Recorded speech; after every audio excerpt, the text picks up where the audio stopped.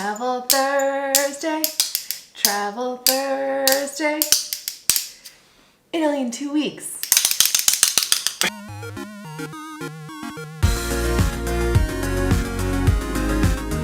The weather is absolutely terrible outside today, so I figured that today would be the perfect day to go over how much our 2-week trip in Italy cost.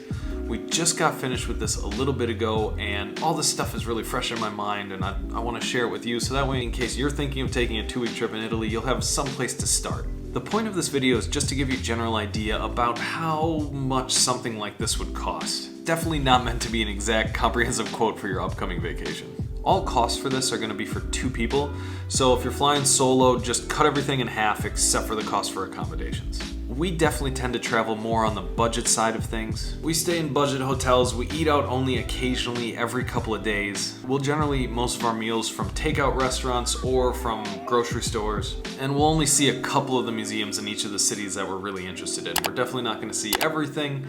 Like I said, we're more on the budget side of things. Anyway, enough of that context, let's get started. So first of all, our trip overview. We flew into Rome and spent 3 nights there, seeing stuff like the Colosseum, the Vatican Museum, eating way too much pizza. And then we spent 3 nights in Florence seeing the absolutely beautiful old town and getting caught up in this crazy Euro Cup final fever that was happening while we were there. Then we spent 3 nights in Venice doing gondola tours, eating all the gelato that we could find. And then 4 nights between the absolutely breathtaking Cinque Terre and the always underrated Genoa, eating at one of the best restaurants that I've eaten at in forever. So that's a total of 13 nights, and then with 1 more night for the flight, because you're probably going to take an overnight flight to get to Rome from the United States, that's 14 nights, so a total of 2 weeks. Category number 1, accommodation. We usually stay at more budget-friendly local hotels, and we found that hotel prices were up about 20% versus this same time in 2019. I think there's just significant sudden demand and honestly not a lot of supply. Things are still reopening, and sadly a lot of independent or family-run hotels just didn't survive COVID. That absolutely sucks, and these places will be missed. They were some of my favorite places to stay, but it seems like the only places that were really able to keep things open during a whole year of no travel were just the big box hotels that are usually quite a bit more expensive. There are some cheaper options like hostels, but we didn't stay at any of those while we were in Italy. So our average price per night across all of our trip was $60 per night for a hotel. And the qualities of these hotels kind of varied greatly, but generally you'd get a king-size bed in a room with a bathroom in that same room. Breakfast not included, pretty good Wi-Fi. It was an alright hotel. Now Florence was the cheapest place that we went to at $50 per night, and Rome was the most expensive by far at $70 per night. An interesting thing in Italy is that when you book something online, like through Booking.com or Agoda or any other hotel booking websites, is they'll give you a price, but the price won't include the additional city tax that you'll have to pay once you arrive. These city taxes can add a lot on top of the existing cost of the hotel. For example, in Florence, which had the most expensive city tax, they charged us an additional $11 per night on top of the cost of the hotel. So that was like a 20% upcharge just for the city tax. And the way that they determine how much to charge you for the city tax is usually based upon the amount of stars of the hotel times the amount of people times the amount of nights that you're staying. So for example, in Florence it was a 3-star hotel. They charged us €1.50 per night per star. So 4.5 euros times 2 means €9 per night, which means just under $11 per night. Just make sure that you account for this. If you're on a budget like we are, this stuff is a very unwelcome surprise. So our total accommodation for the full 2-week trip was $751.06. Okay, next up, transportation. So let's break this down by each individual leg, and I'll give you the prices for each place that you gotta get to. To get from the airport to Rome cost $19 for 2 people. And this was on the regional trains, not on their super cool Da Vinci Mega Express train. That's about $10 more. From Rome to Florence is $52 for 2 people. From Florence to Venice is about $120 for 2 people. From Venice to Genoa is $90. Day trip from Genoa to Cinque Terre and then back to Genoa costs $32. From Genoa all the way back to Rome, where you started your trip so you can catch your flight back home if you are going home, is about $110. So the total with all this put together is $423. Now, these train prices are estimates because I don't know exactly when you're going to be traveling, and these train prices vary greatly based upon how far in advance you book them, as well as which day of the week you actually are traveling on. So if you're traveling on a weekend, expect these to go up by about 50%, and if you're traveling using regional trains and not the fast trains, you can expect to reduce these costs by about 30 to 40%. When I checked out the Eurail options and the Trenitalia options, the problem with the Eurail pass is that you'll have to pay all these seat reservation fees whenever you use the pass. It could have the potential to save you some money if you're traveling much longer distances on train, but with the seat reservation fees, it added up to be just about the exact same as just buying the individual tickets, and then it didn't really make a lot of sense. The Trenitalia pass was the closest because they actually removed the seat reservation fees for this. You could only travel to 4 places, but it only costs about $180 per person, so $360 total. That could be a nice option. Maybe look into it, see if it's right for you. But for this particular route that we're looking between these 4 cities, I don't think it makes a lot of sense. Next up, food, and I think that this is the area of our budget where it will vary the widest between individual people. For us, we tended to eat breakfast in our hotel with stuff that we bought from the grocery store. And then for lunch, we'd eat some cheap takeout pizza or maybe kebab. Every couple of days, we would splurge a bit and we would eat out at an actual restaurant. Now, if you eat out every meal, I would easily triple or maybe even quadruple this number that I'm about to give you. Per day, we were spending $25 for 2 people on food all throughout Italy. Venice actually turned out to be the cheapest for food because they had so many great takeout options. Rome was the most expensive by far. Their takeout was on average more expensive, and their restaurants were, of course, the most expensive out of all the places that we went to in Italy. And our food total for 2 weeks was $372.19. Next up is entertainment, and for this category we're talking about tickets to get into the Vatican Museum, or to get into the Colosseum, or to take a gondola ride in Venice.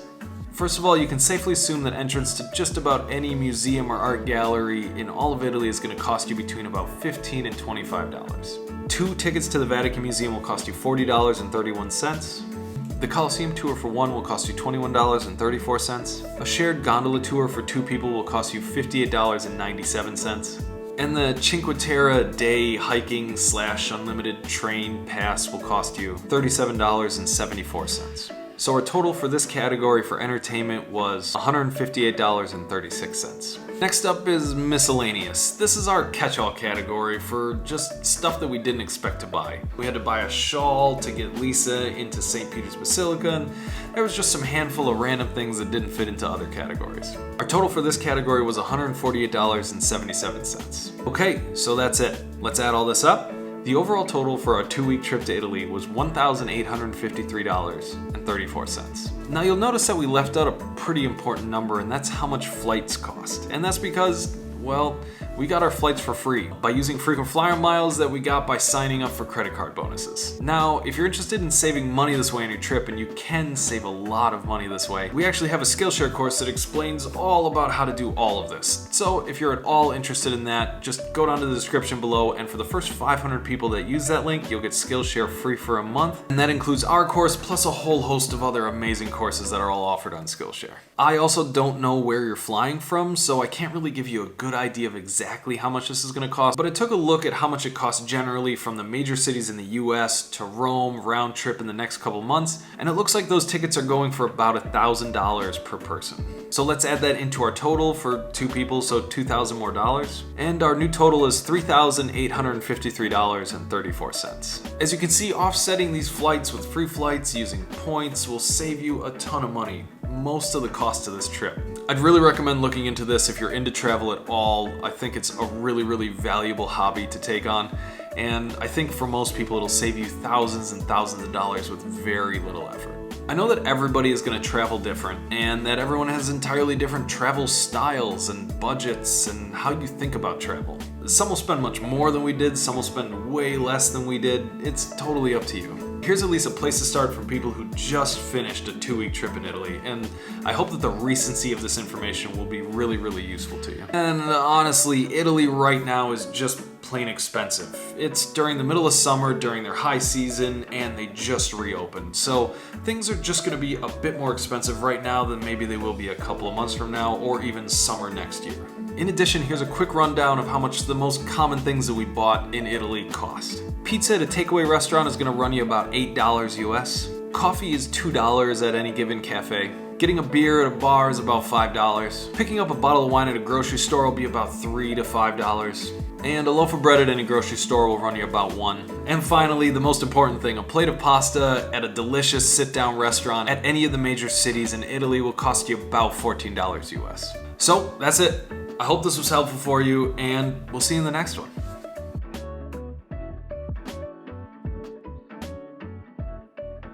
Have a seat.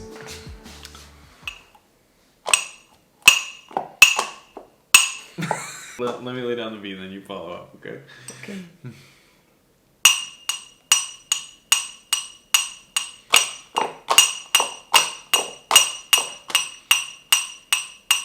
That's just You want so a different beat? loud. You want a different beat?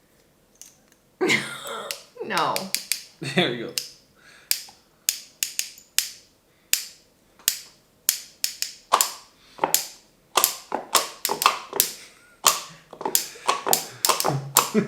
That thing's the worst. That thing's gotta go.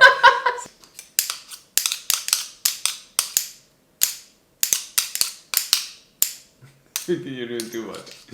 What? What do you mean? It's It's too- Travel Thursday. It has to be too much. It's too complex.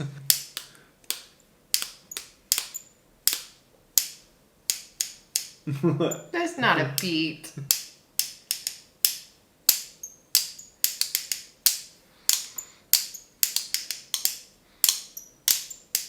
Travel Thursday, Travel Thursday. What's the topic? No, you never told me. How much a 2-week trip to Italy Oh, costs? wow, that's too long.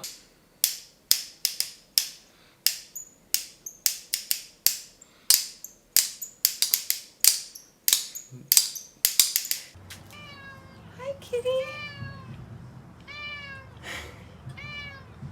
What do you got to tell us? So many things to say.